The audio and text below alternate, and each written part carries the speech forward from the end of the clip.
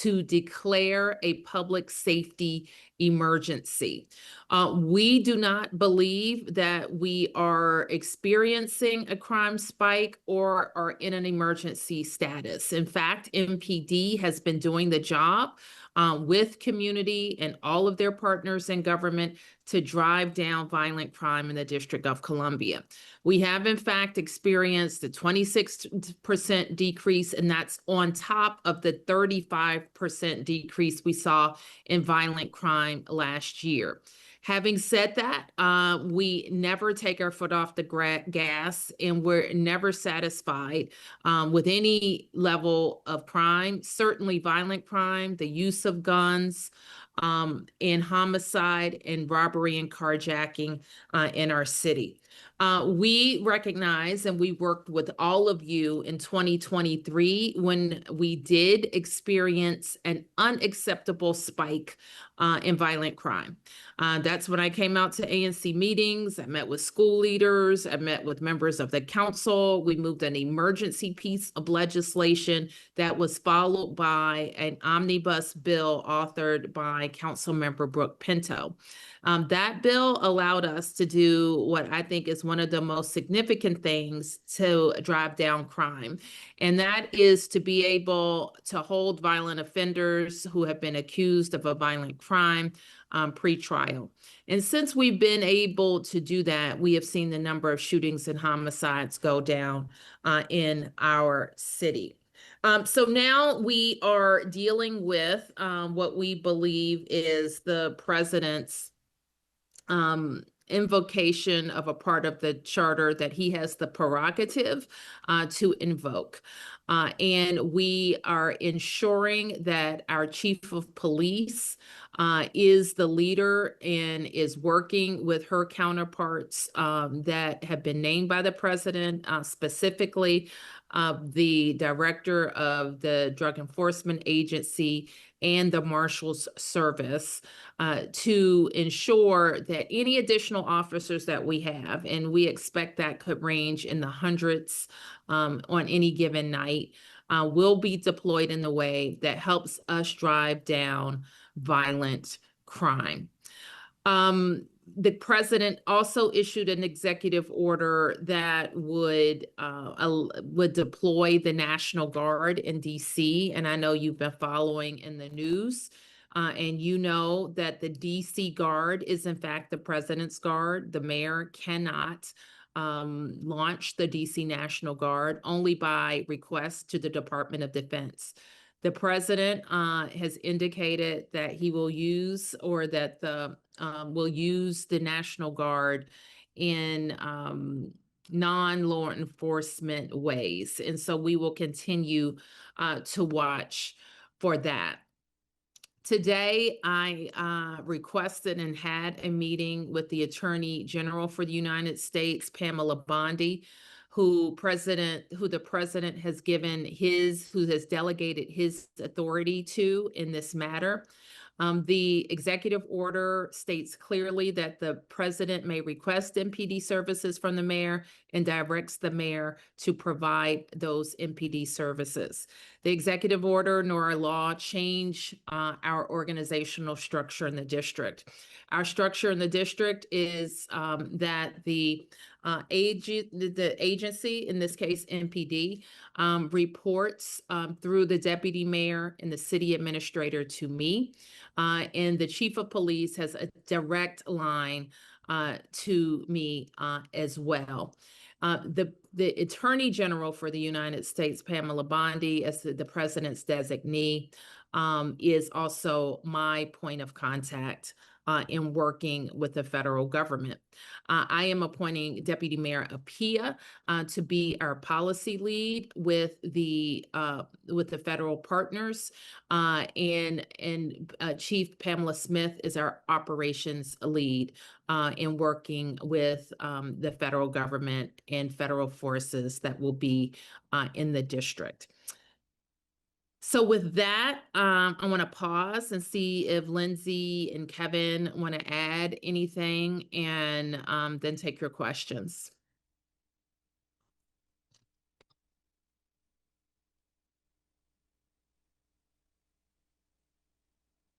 Okay, any questions? Yes, Mayor, we've got a couple of questions. The first I'll read, it's from Naomi. Mayor Bowser, can you speak to the rights, protections, and resources available to DC residents of all ages and how your office intends to communicate about those rights and resources to constituents in light of the recent changes of organizational structure? Well, there have been, Naomi, no changes to organizational structure. How you communicate with DC government remains the same, including with the Metropolitan Police Department or with your contacts in the EOM. That all remains the same. I have asked my team to look at some of the questions that we're getting from community and put together a know your rights kind of one pager, and I will continue, we're going to continue to work on that to make it as fulsome as possible and post it online. Needless to say, and this is true today, as it was yesterday, as it was last week and the week before that, we expect all of our residents to act lawfully, and we expect the police to act lawfully. And that is how we will proceed in this space. We're having various conversations with people who have influence in the community to help spread that word. And this is the first such meeting.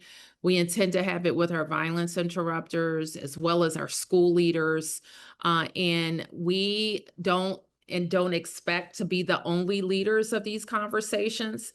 This is really a time for a community to jump in. Don't wait for me to ask. Don't wait for me to tell you to do something. But this is a time for us all to jump in and make sure that our kids know the law, know their rights, and are safe. Thank you, Mayor. And I just want to remind everyone who's on, we've got people who are dialed in. If you press 0 now, that will get you into the call queue. We've got people who are typing their questions, and I'll read some of those out loud. We've also got people who've raised their hand, and I'm going to call now on Lamont Mitchell. I've made your line live. You now need to unmute yourself, and you can ask your question. Thank you.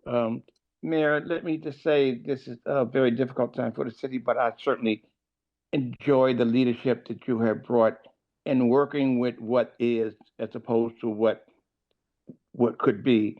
My major concern is that illegal guns coming into the city, particularly from states that have very flexible laws as it relates to gun purchases, and how are the ATF working with the FBI to track down these guns? I know for a fact that guns are being purchased in red states and being sold to our youth in Washington as protection for themselves. They think they need a gun at 14 because everybody else got a gun at 15.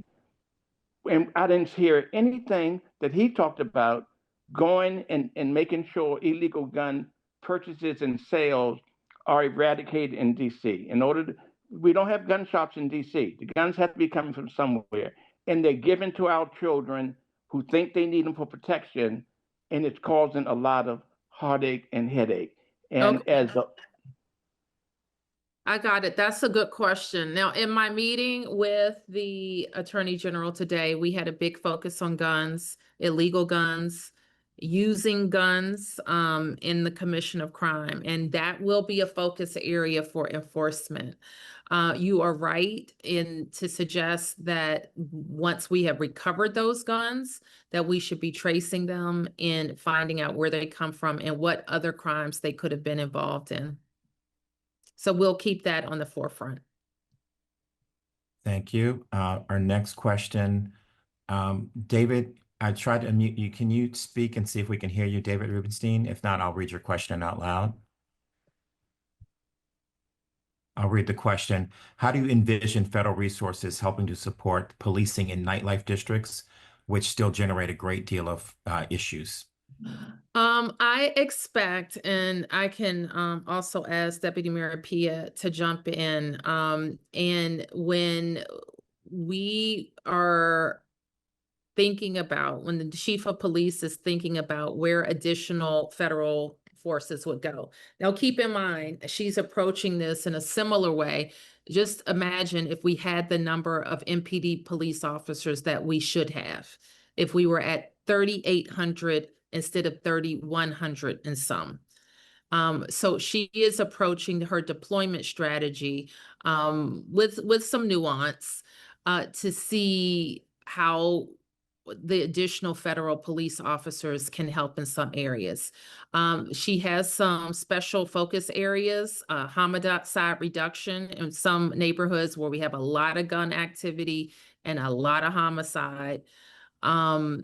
And also in areas where we have seen robbery, areas that are drug enforcement zones that she identifies periodically, juvenile curfew enforcement zones, as well as nightlife areas. So we expect that when there are additional federal resources available, that they will be deployed in our high priority areas, which include our nightlife areas.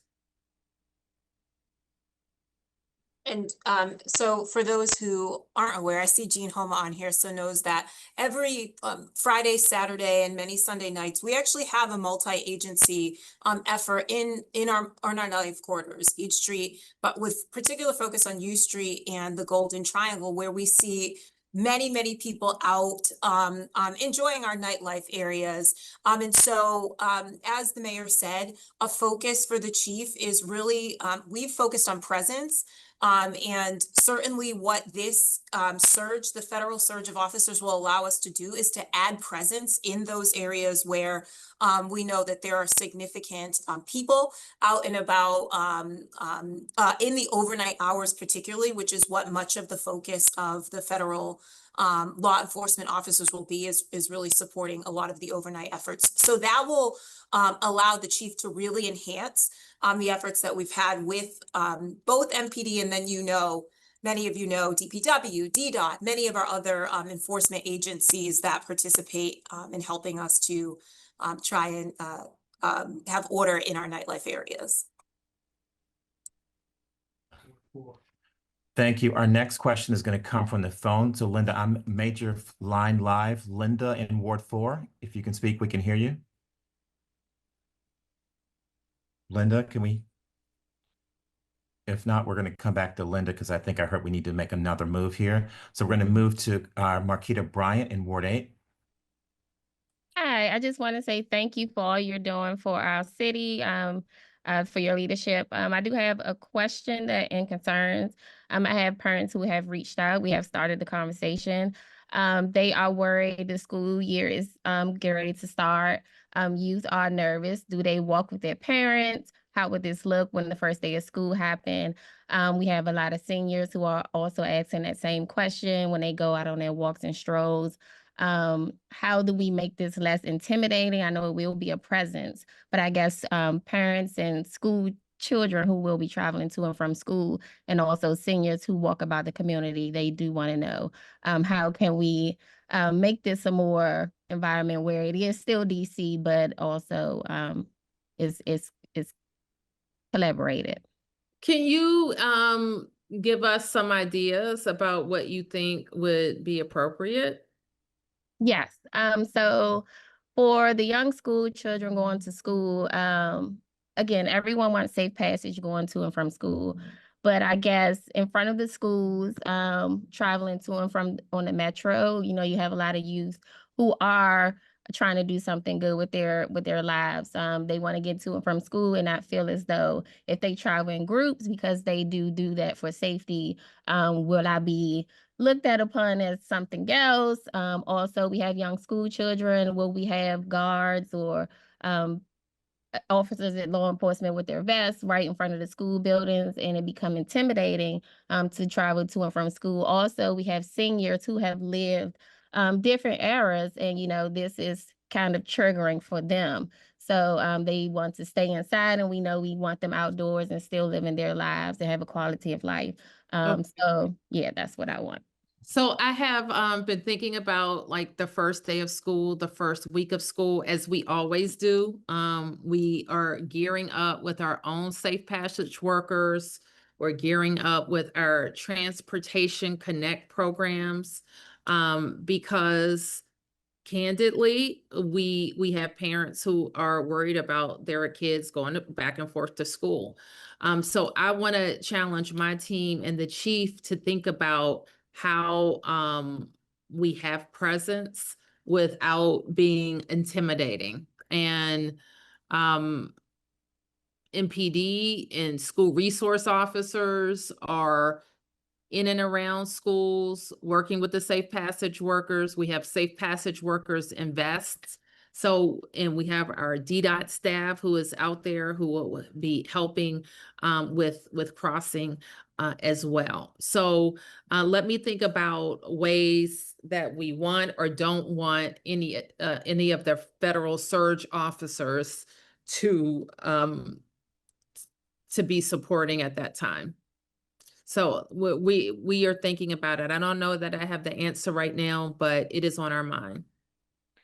And Mayor, if I could just add in response to the question, I do know Chief Smith is trying whenever possible to have our MPD officers present when there are other federal officers who are supplementing where we are in neighborhoods. Our MPD officers know the community, know the families, often know the kids. And that is one way to your question about how do people not be perceived differently, is making sure our MPD officers are also present. The largest part of the surge will happen on overnight. So certainly in the school hours, it shouldn't overlap. And we're trying to be thoughtful with the guard deployment. You'd mentioned that as well. And having that predominantly focused on where we have the federal monuments, where in past special events, people may be accustomed to seeing the guard. So we're trying very hard to be mindful to the extent we can of having our local MPD be present and being able to mitigate some of the legitimate concerns that you raised. And one of the things that I would say too is because what I hear often as we're planning now is that people want to see more MPD near schools. And so our hope, and I know that what the chief and her team are working on is, as the mayor said, is really how can we deploy the federal law enforcement in a way that helps us to drive down violent crime and really allows us in some respects to deploy MPD in the spaces where our people want to see them more, right? And so one of those is on things like routes to school. So as we're working on our safe passage planning, which we work together with MPD to make sure that we have as much coverage as possible, because that's usually what we hear kind of most from people, that it's in a way that feels safe and supportive for everybody. Thank you. We'll take another written question. And there are several questions that are about schools, and so I'll just combine them all into one. And the question is, with start of schools about 2 weeks away, is there anything special that the school system or parents should do in light of the current surge? I think yes. And so I am going to convene a meeting with our public education officials. During the spike in crime that we experienced in 23, I began a regular meeting with school principals, especially of middle and high schools, where we could have a direct and frank discussion about what the schools need from us. And I know that Chancellor Farabee will be meeting with all teachers and all principals in the coming week. And so we will have as much information as we can prepared for them, so that they can share that information with parents. Likely, and I don't want to get ahead of the chancellor, but likely the chancellor will produce a communication for parents and families, and for in a way to talk to teachers about how to talk to their students when they have questions. Great, thank you. And as a reminder, everyone in the call, if you press 0, we'll try to get you into the queue. The next live question will come from Rodney Foxworth. You can go ahead. We've got your line unmuted. Hi, Mayor Bowser. Thanks again for doing this. This is really timely. Just have 2 quick questions. I know 1 or 2 days ago you talked about if the feds want to help, they can provide additional funding for judges and prosecutors. Were there any comments from the feds regarding that? And should I ask the second question now or wait for you to answer the first one? Go ahead with your second question. So the second question, and I'm hearing this from a lot of folks in the Lamont Riggs community where I live. Does DPR park rangers currently provide security services to the areas around our rec centers throughout the day and night? And if not, can your team consider that? Um, I don't know if I know the answer to their deployment. I know that they are on call. And I'm assuming that they have some patrols around Parks property. I would have to get back to you, Rodney, on the frequency, and specifically on the frequency around Riggs Lamont. On the issue of judges, we had a lengthy conversation with the Attorney General about judges. It's not the first time. We have had many conversations about judges. It is a big deal, especially if they expect to see increased arrest in the city. You have to have the judges to deal with it. And we have a backlog of about 15. Only the president appoints judges or nominates judges for the DC Superior Court and the Court of Appeals. His team has a long list of qualified people that have been submitted by our Judicial Nomination Commission. They are aware of the issue. The Senate is aware of the issue because they have to do the confirmations. And we're getting a focus on that. On prosecutors, we actually have to continue to circle back with the Attorney General on that because we believe that they need to detail prosecutors from other U.S. attorneys' offices because their level of vacancy is so big. I think they're trying to fill 60 prosecutors. Earlier in the year, a number of prosecutors were fired, and they have to backfill for those positions, and they have to do it quickly.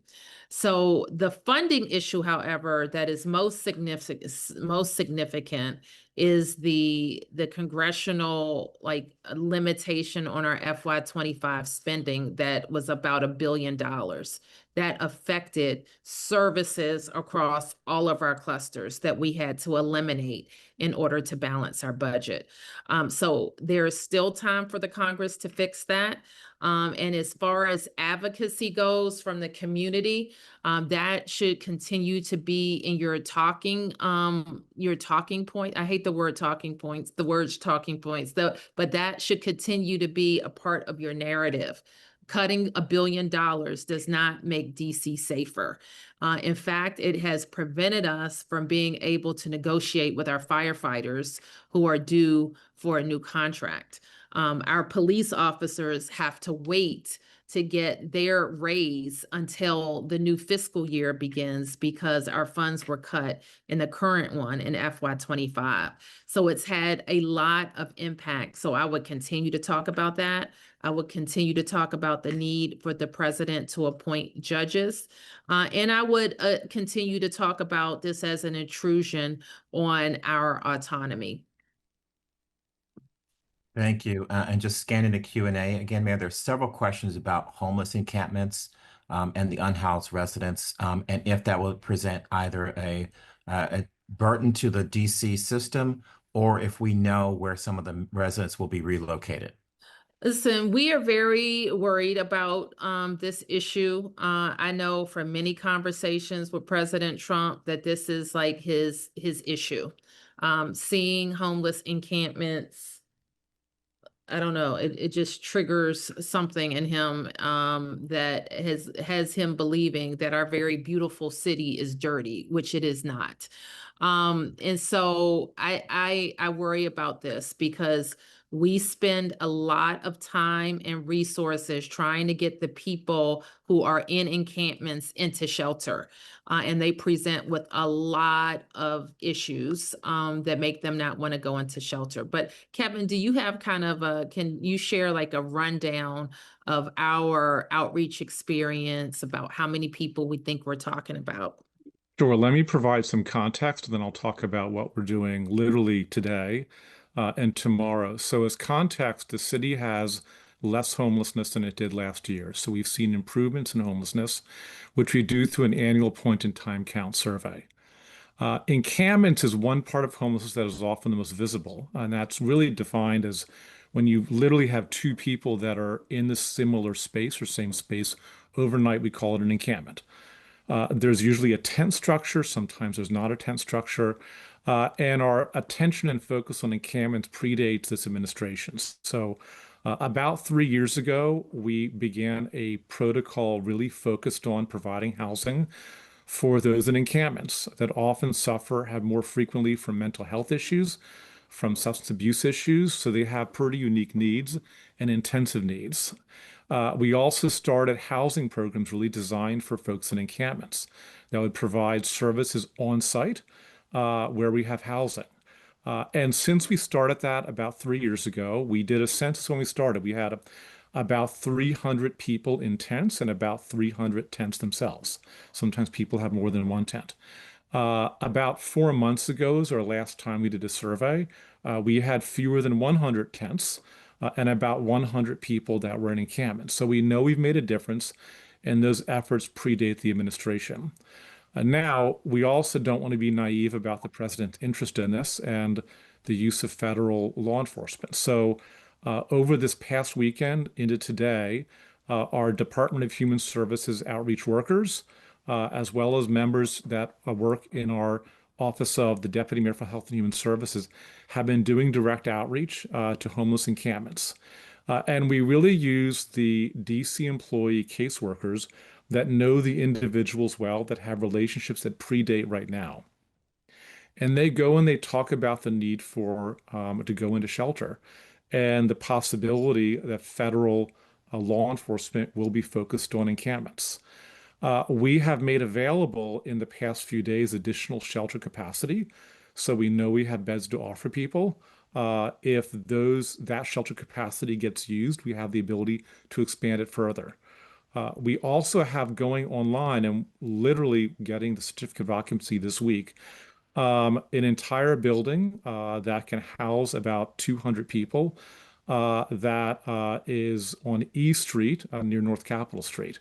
And this is a building that will be dedicated to having services on site that will provide really humane housing that gives an opportunity for folks in encampments ability to be able to leave the encampment. But today, and I was out there briefly with them, our folks are going encampment to encampment, tent to tent, to talk to every single person to make sure they make connections and they make people aware of how to get services. And that will continue throughout this week and into the next week with a greater level of urgency. Thank you.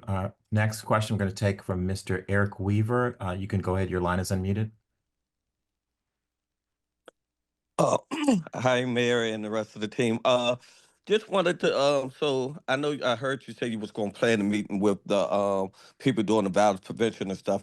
My main concern right now is, a lot of times the violence prevention guys, they're out in the street, and if you don't know who they are, it can look like they loitering or maybe engaging in something they not, but they out there keeping their eyes and ears on the street and they engaging with the community. So just want to know, is it a plan in place to I know, Kevin, you mentioned that they will be out there sometimes with MPD who knows a lot of the violence prevention workers, but just, from the federal people not knowing who they are and seeing them out there and looking like they doing something they not doing.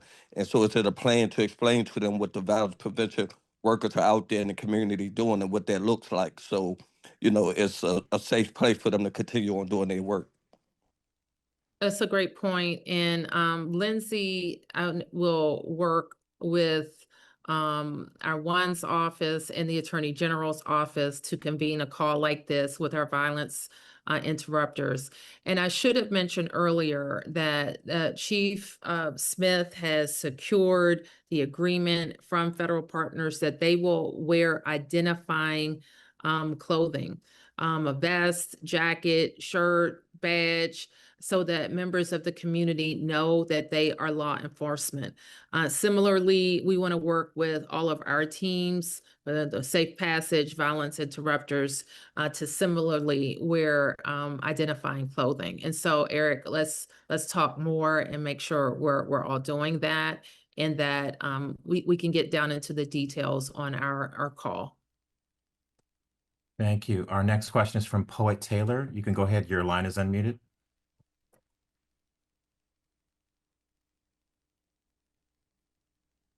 Boyd, can you hear us? If not, our next question is from Bishop Gray. I did. Can you hear me now? Oh, yes, go ahead. Go ahead. Yes. Apologies for that. Thank you, everybody, for your time this evening. I have two questions. One, as a DC resident myself, a lot of us are experiencing a lot of stress, trauma, and burnout from everything that's happening. So, is there anything that the city is doing to increase access to mental health support for both residents, our violence interrupters, and even our first responders? And then my second is, I know a lot of us are very concerned about safety. Over the weekend, I was in a neighborhood and it almost felt like they were doing jump outs and stop and frisks.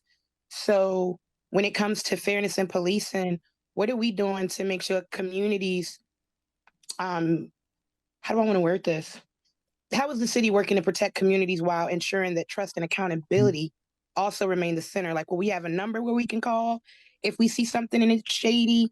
I've had several people that have been kind of unfortunately locked up because they didn't know where they could smoke or engage in something.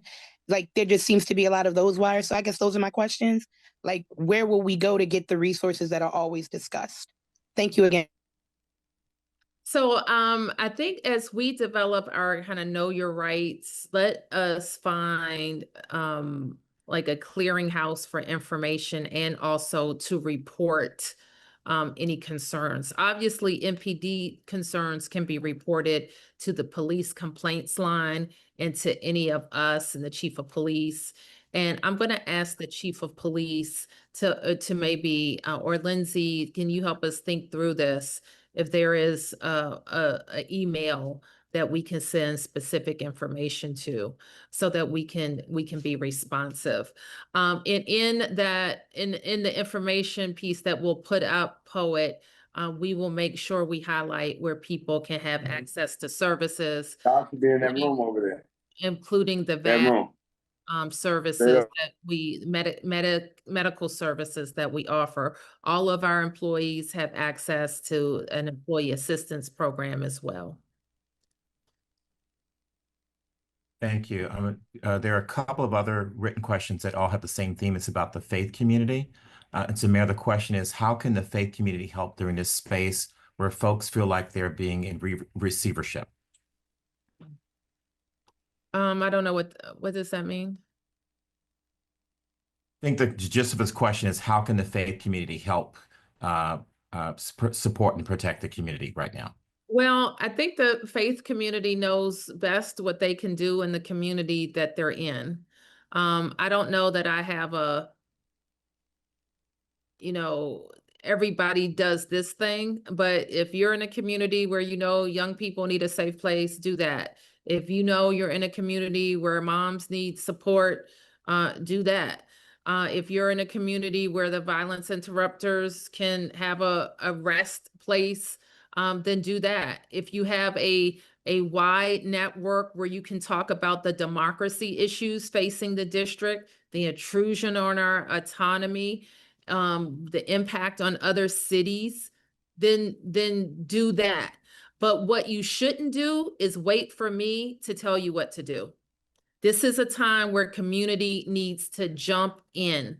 And we all need to do what we can in our space, in our lane, to protect our city, and to protect our autonomy, to protect our home rule, and get to the other side of this guy and make sure we elect a Democratic House so that we have a backstop to this authoritarian push. Can I add one thing, Mayor? Just so one of the things many who know me, I have a Christian faith system. The Bible says seek peace and pursue it. And oftentimes, we talk about violence interrupters and all these various government things, but where churches really can help is you are peacemakers. And I just heard Ms. Taylor talk about the anxiety and stress people are feeling and where can they go to get resources. And we said, we'll put out a list of government resources. But as churches in communities, this is, if ever there was a time for you all to throw open the doors of the churches. I saw from Dion Bussy Reader, well, we were talking about where can kids go that they can feel safe. Well, your churches and you all, many are the people who can be in community walking, who can be opening the doors of your churches now, so as places of peace. And also, I think you can be tone setters, that there are many things that, can be frightening to people, but I offer that oftentimes, in our talks about community policing with MPD, that as you engage positively with law enforcement, they engage with you as well. And I would posit maybe there is some of those things that you as faith leaders in communities who believe you have the perfect protection of the Lord can help to be bridge builders with some of these federal law enforcement folks who some are from DC or regularly serve here. And so helping them to understand the communities where they are currently, like you can really be a large part of that and helping to really bring peace into a situation where we know a lot of people feel anxiety, and you are the peacemakers and the peace bringers. So we could certainly use some of that support and prayer, always prayer. Thank you, Deputy Mayor. Will Crane, your line is unmuted. Hi, Madam Mayor. This is Will Crane with Foggy Bottom Association, ANC2A. I appreciate you organizing this event so quickly, and a shout out to the EOM for getting us all connected. I think my question relates to the homeless encampments and engagement through DMHHS, and I appreciate what the city administrator was saying, that the last count was 4 months ago. Foggy Bottom is in a unique situation. We're kind of tucked in between State Department, the Institute of Peace. We have a lot of highways traversing. And I think that a lot of federal officials go through our area and see this and take that to be indicative of the city as a whole. I know that myself, several community members have been reaching out to DMHHS, trying to get the word out about the spike in homeless encampments in our area and trying to get some engagement and information. And I've had no luck over the course of the last 7 days to get any response from them. So perhaps if the city administrator could reach out and engage civic associations, I think that those of us that live and work and experience this neighborhood every day could be a resource. So that's not really a question, but I appreciate it all the same. No, it's very helpful. And as Kevin mentioned, we are focused on really getting people to come into shelter, as we always are, but with some intensity, because we can't say for certain what the federal approach is. And we do know what our approach is. And so we really want people to come into shelter. So we've made available more shelter space, and what we're seeing as a very successful so far bridge program. We'll be able to add another building in the coming days. So that's also good news for our capacity. Mayor, if I could just add, and for the caller, let's make sure we definitely connect after this. I want to make sure we are empowering you with all the information you need.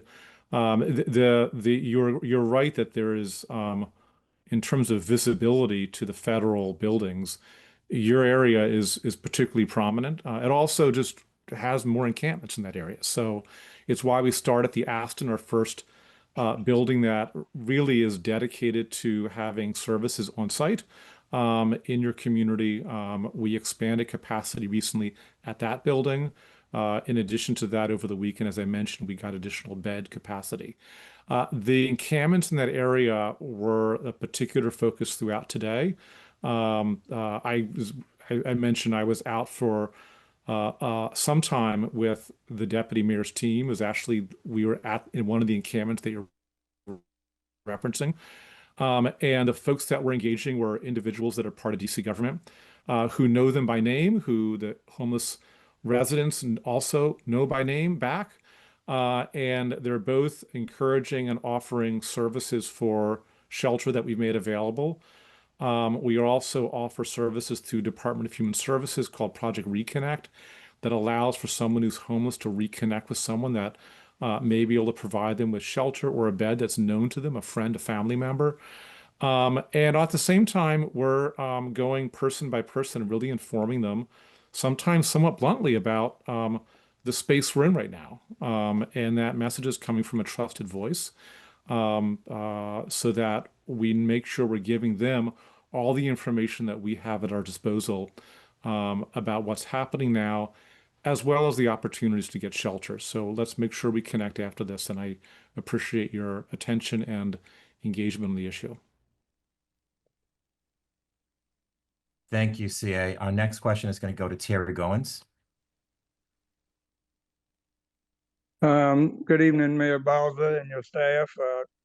Praise God for how y'all been conducting yourself and carrying yourself during this time. I guess it's more of a comment more than a question.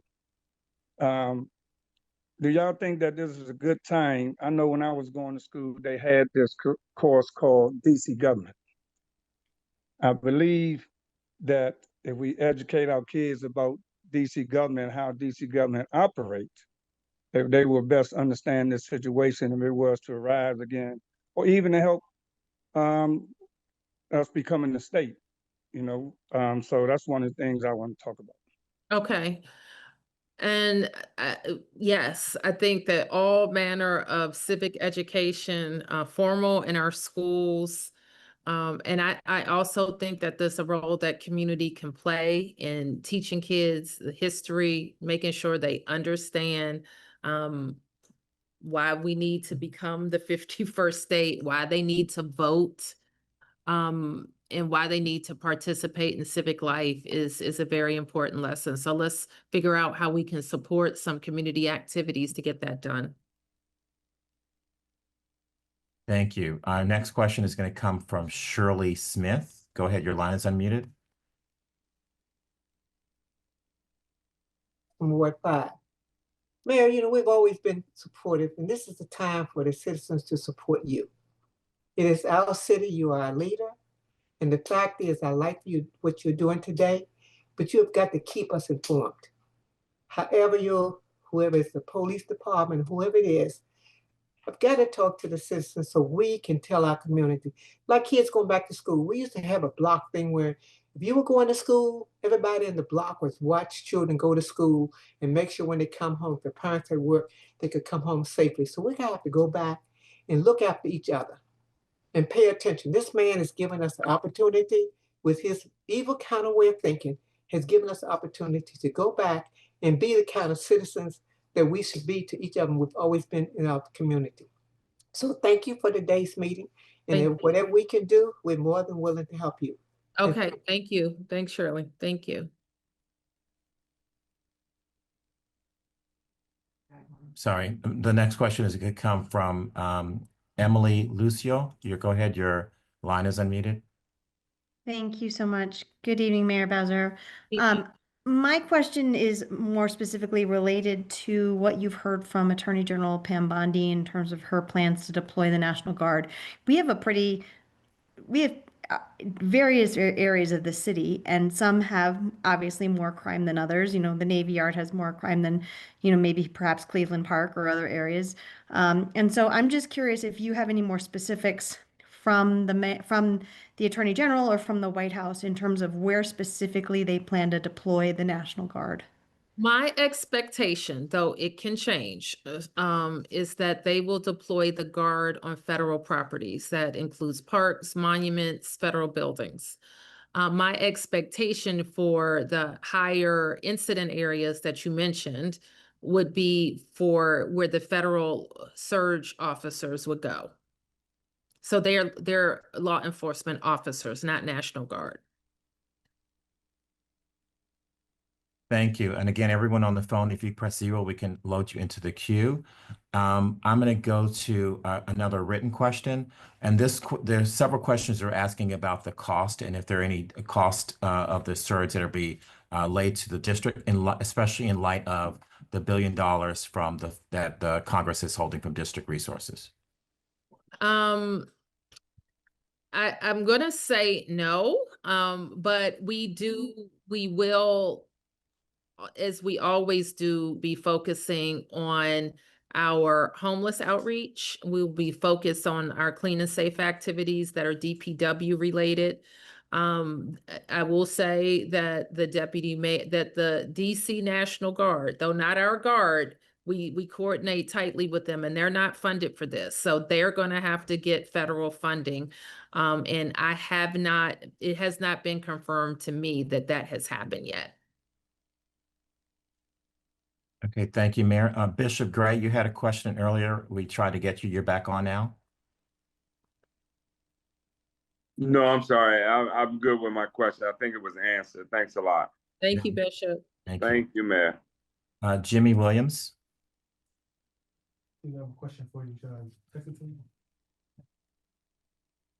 Yes, my question is about protections for out-of-school youth ages 18 to 24, and also non-English speaking immigrants, two target groups that I think are most likely to have some kind of incursion with this current state. So I'm asking, how can nonprofits and others work best to help protect these groups, educate them, and ensure that they know how to act accordingly, comply, as well as protect themselves?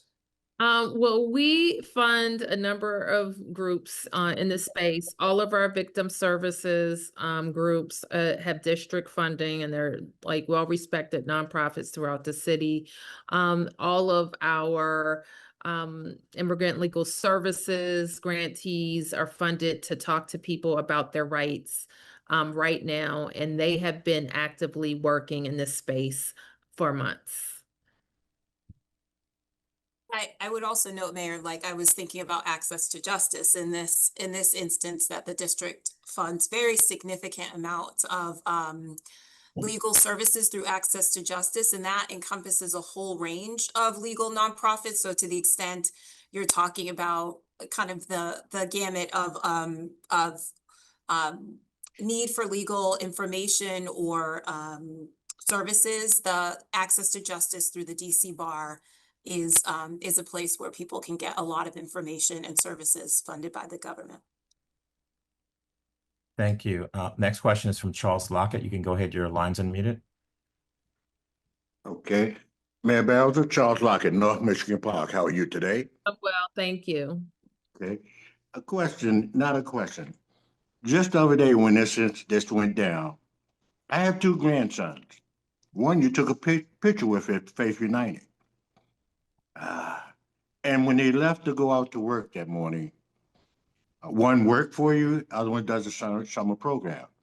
I literally had to give them something I never thought I'd have to say to them. If you are encountered with these individuals, the law enforcement, stop the car, put your hands up, let the window down, and let them do their job. And kind of, it bothers me to know that there are other Black gentlemen, young men out there, who will probably come with that same encounter. My worry is that an accident, something accidentally happened, and it throw the city into chaos because of something crazy like that. That's all. Thank you. And I appreciate that sentiment. And I know those types of conversations happen all the time in our households, making sure that our young people know how to respond to lawful law enforcement orders, and that they know how to come home.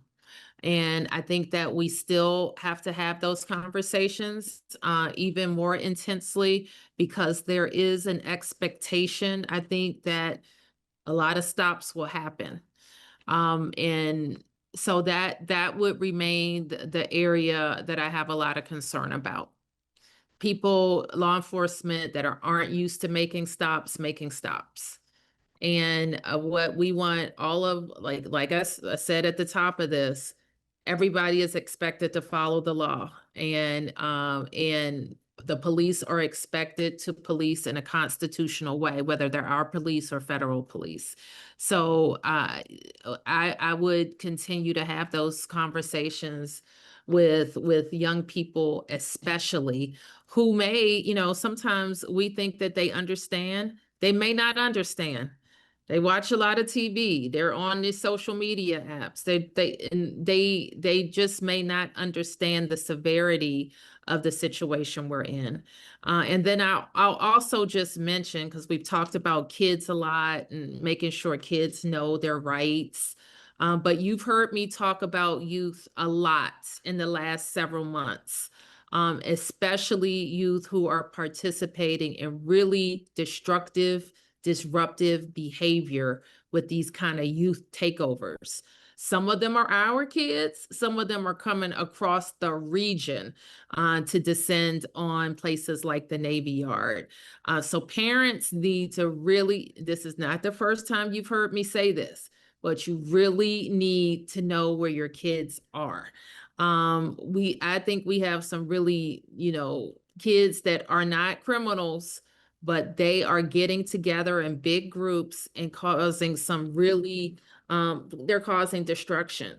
And so this is the type of thing that makes for good TV. All right. And to be candid, that's part of the motivation, I think, is to get some good TV and arrest in DC. So don't let your kids be a part of that. Like, know where your kids are and make sure they're not grouping together, because they will be a target.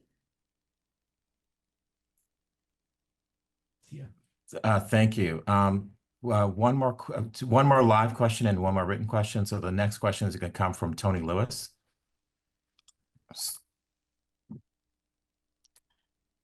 Hello, everybody. Hello. Hi, Madam Mayor. We really appreciate your leadership in this moment.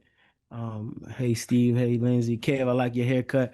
So I'm gonna be real quick. As it relates to what you just stated, Madam Mayor, is there any hopes to modify some of the programming out of like DPR, DOES, WANS, DHS, DBH, MORCA, or any of the agencies, or even if it's not necessarily modifications, but to be more direct in marketing of the programming that exists? Because I think in this moment, as we're requesting our residents and cautioning them what to not to do, I think it would be also great to accompany that with things that they can do.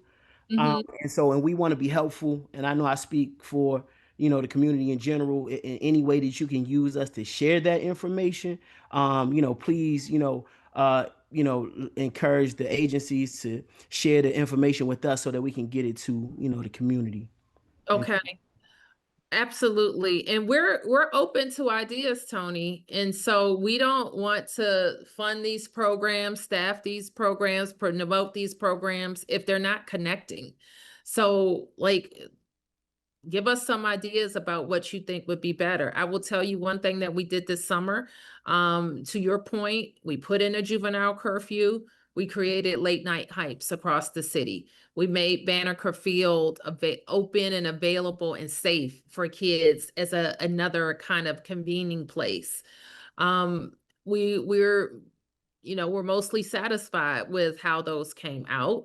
And we put a lot of money and attention on making sure that they were engaging for young people. So we will try new things, and we look to the community to help us figure those things out. But we're funding a lot of programs that are meant to draw people in. Some of it is for recreation and engagement. Other programs are for job training. Others are for mental health support. Others are subsidized employment. So we have a lot of programming that we are offering. But if the right people aren't connecting to it, that's a problem. So we know our violence interrupter network is helpful. Our safe passage is helpful at connecting, especially individuals that we know are at risk for being recruited into violence. We want to get them into one of these programs. And Mayor, I'll just add, and I do appreciate Tony, you often give a suggestion in the form of a question. So I always appreciate when you do that. We've talked about the beginning of school, and the mayor mentioned we have robust funding for programs we want to make sure connect to people. This is also the time when a lot of programs transition to a new cycle. So after school programs start anew in a few weeks. DPR programs start anew in a few weeks. Even some of the adult job training programs honestly have some of the same cycle of having a fall, spring opportunity. So I appreciate the raising the suggestion between the adult job programs that are at our schools, our rec centers, that our nonprofits do. I think it's a good challenge to make sure they are fully booked, they're fully connected to both young people and adults. And this is really the window of time to make that transition because come early September, a lot of them will start up again. And it's a good time to be able to focus on it. Okay. Thanks for that, Tony. And I just have one more request of everybody, because I know one thing that has everybody pretty mad, especially me, is the characterization of our city and our residents. And we have a beautiful city. We have 700,000 proud Americans who call DC home. And while we're not without our challenges, we take care of our own business and we take care of our own people. So I think sharing your DC story, whether it's on your social media, with colleagues, is important. That we're telling people we don't live in a dirty city. We are not 700,000 scumbags and punks. And we don't have neighborhoods that should be bulldozed. So like we have to be clear about our story, who we are, and what we want for our city. So please get out there and share and reach out to us with any information, any concerns and recommendations like we've heard today. And so I just want to kind of be clear with everybody that I have a very my jobs are many right now, and part of it is just practically managing us through this crisis. But I'm also really ticked off about the intrusion on the district's autonomy and the characterization of the good work that we do in this city to make it beautiful, to have excellent services, to attract millions of tourists, to have a growing school system, to have a growing city with new residents showing up every day. So that's the real Washington, and I'm counting on you to make sure the world knows that as well. All right. Good evening, everybody. Thank you, everyone. If you have additional questions, feel free to email us at eom@dc.gov. Thank you very much.